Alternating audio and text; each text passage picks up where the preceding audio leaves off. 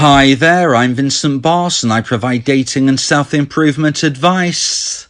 And in today's podcast, we're going to be discussing want your ex back? Do this after a breakup. I provide audio coaching to help people try and get their ex back or get a new girlfriend or boyfriend. Check out my website for more details. www.dateme.tips. Please check your spam and junk folders if you are expecting an email from me. So now let's get back into today's podcast. And today we are discussing want your ex back? Do this after a breakup. So if you have gone through a breakup and want your ex back, it's very important you increase your chances of success and don't reduce the likelihood of this happening. There is no 100% guaranteed way to get your ex back, but in today's podcast I'll be giving 3 pieces of advice to help both dumpers and dumpees increase the chance of one day getting their ex back. So let's get straight into this, and point number 1 is consider apologising. And when I say consider apologising, I mean consider it and not necessarily do it. But let's first of all look at the perspective of the dumper. And if you are a dumper and you want to get your ex back after ending the relationship, this is something where I really strongly suggest you consider apologising. Now, you definitely need to be reaching out to your ex. If you are a dumper and you ended the relationship and now you've changed your mind, it is up to you to reach out to your ex. And I suggest that when you reach out, you mention within the text that you send that you are apologising for what you have done, for the decision you made. And even though if you feel you were in the right at the time to end this relationship, I suggest apologising somewhat for the breakup. You must understand that your ex for dumpee is likely going through a very difficult time. They're very confused, no doubt, about why you made this decision. They're probably also worried that you may be just flip-flopping between decisions about if, when and why you may do this again. It's so important that you apologise for the breakup and just say in essence, if you would like to chat sometime, then please get in contact. This allows the dumpee to consider what you have typed and reach out to you if and when they want to. You may have noticed, but I've suggested that you send a text message, and this is because I believe it's much better to do so than knocking on their door or giving them a phone call. The reason for this is basically if the dumpee receives contact which is too sudden, they're likely to be shocked. Okay, if you send them a text, they can consider if and when they decide to read this and if and when they want to reply. But if you are a dumper, when I'm saying consider apologising, I mean consider this very seriously indeed, because I believe you should be apologising somewhat for action in the breakup. And then putting in your own words, if you would like to chat sometime, get in contact, and you can take things from there. Now, if you're a dumpee and you were dumped, okay, you were the person who were dumped, you were likely broken-hearted, you want your ex back, I suggest considering apologising, but not necessarily doing so. Dumpees can easily slip into faulty thinking where they feel they are to blame for every single thing, every single element within the relationship they feel that they need to apologise for. And this is very unlikely to be the case. Now look, if you've been dumped for something serious, if you cheated on your now ex and they dumped you, if you were handling money very badly, for instance, then maybe this is something else you could consider apologising to your ex. And also lots of things which I could not possibly know within your relationship, you know deep down, if you should be apologising. However, you don't want to be apologising for every single little thing. Don't use an apology message as an excuse to reach out to your dumper. I strongly suggest that as a dumpee, you never contact your ex again unless they contact you first, unless there is very good reason. And one of them is if you need to apologise, because if you've done something which is truly bad, truly detrimental to your connection, then how could your ex dumper consider reconciling if you haven't apologised? So if you need to apologise, then yes, please do this. But if you don't, if you're just scratching out ways for why you should be reaching out, you shouldn't be doing this.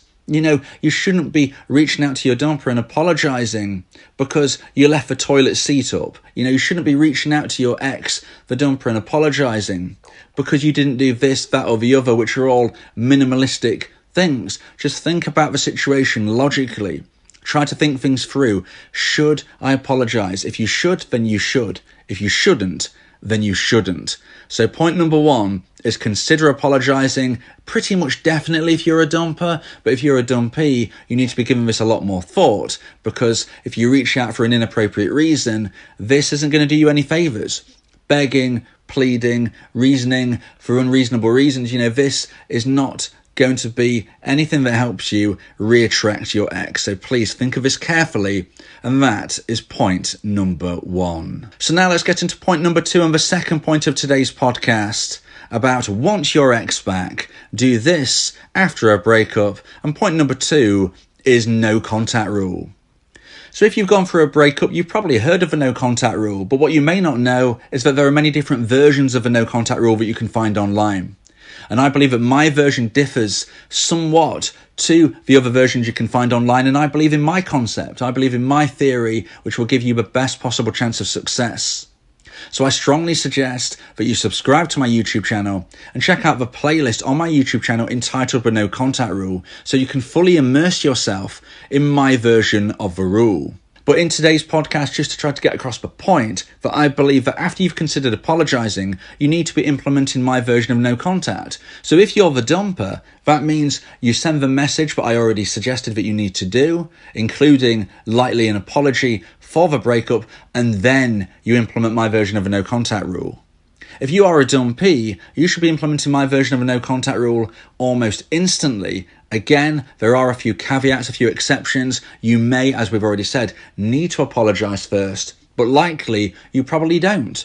Okay, this is when the breakup is settled. During the midst of a breakup, during the actual time that you're speaking one-on-one, whether this is in person, on the phone, through text, of course, you're going to be fighting for your relationship. I'm talking about when the dust is settled. When the dust is settled, you need to be considering, do I need to apologize? If you do, then you do. If you don't, then you don't. But then you implement my version of a no contact rule. If you're a dumper, you need to be reaching out in some regard, and then my version of a rule. If you are a dumpee, it should be my version of a rule ASAP, except for the caveats that you can find out if you listen to my playlist on my YouTube channel entitled The No Contact Rule. I have plenty of podcasts speaking about exceptions to the rule. But generally speaking, if you are a dumpee, if you've been dumped, you should never contact your ex again unless they contact you first. If you try to cheat no contact, if you try to find a way through this, if you try to find excuses as for why you need to be reaching out to your ex, you're not going to be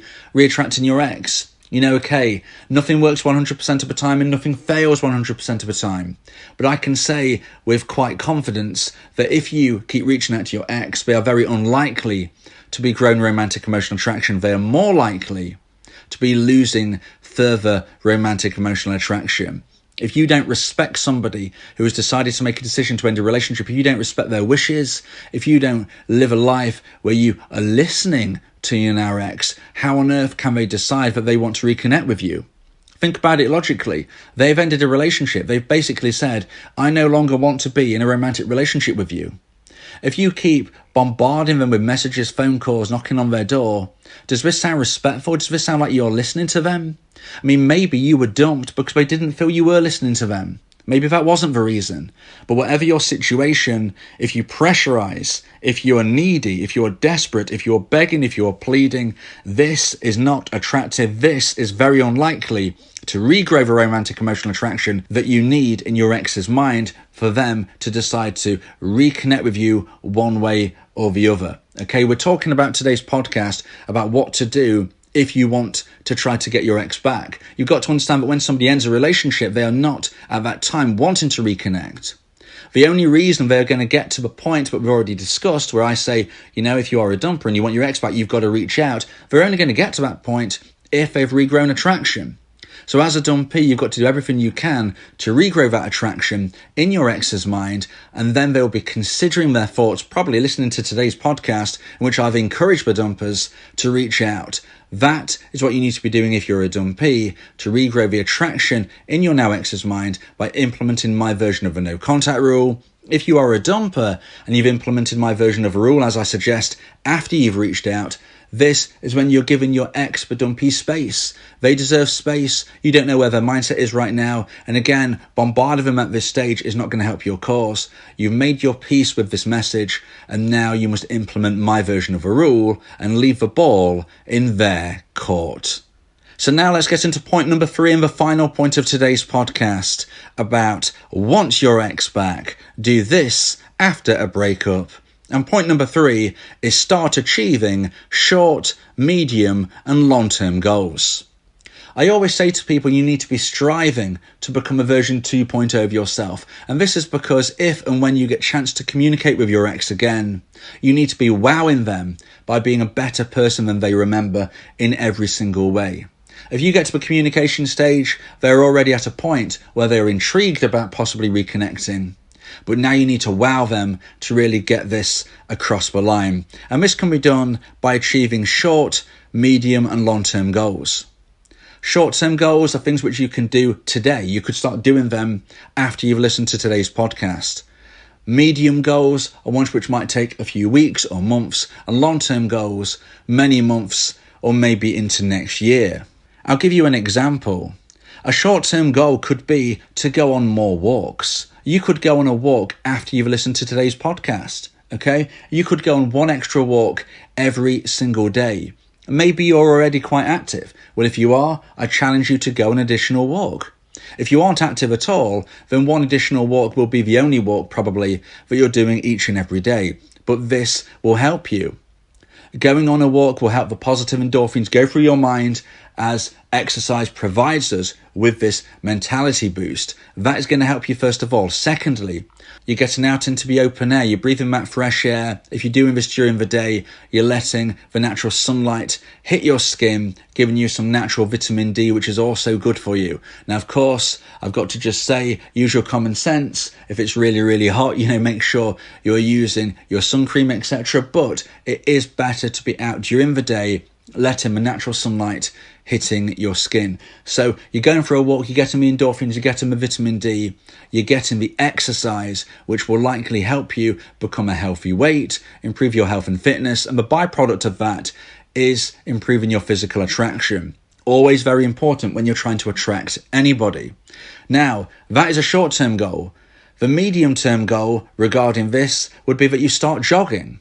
So maybe in a few months, in a couple of months, you start to jog. Instead of going on a walk, you're actually now jogging. Again, this is improving things. It's taking things to the next level. So what do you think would be the long-term goal of this? Well, if you can't guess already, that would be something like taking part in some type of race or marathon even. Maybe a half marathon if you don't feel you're quite up to it. But this could be a long-term goal. This could be something you do next year. This could be something that you've done after many, many months of jogging, which were done after many, many weeks of walking. As you can see, short, medium and long-term goals. Walking, jogging, marathon. That is just an example. Please let me know in the YouTube comments ideas you have for your short, medium and long-term goals. And if you want to speak about this more in depth, you may want to consider my audio coaching service. This is where we speak one-on-one about your unique problem, your unique situation, and I will give you the support to move through your particular scenario. Whether you want to try to get your ex back, whether you want to try to move forward and meet new people, I can help you. Check out my website, www.dateme.tips, if you want to learn more about my audio coaching and how I can help you. As soon as we start speaking, you can start improving and moving towards your ideal goal, which ultimately is happiness. Always remember that with or without your ex, you will have a positive future. I can't guarantee you'll get your ex back, but what I can guarantee is that if you increase your chance of getting your ex back, you're also increasing the chance of finding somebody even better because you are a more attractive person. And that's what I believe I can do to help you when we speak one-on-one via my audio coaching service. If you believe that this podcast has helped you, then please consider buying me a coffee. The link to do so is in the description.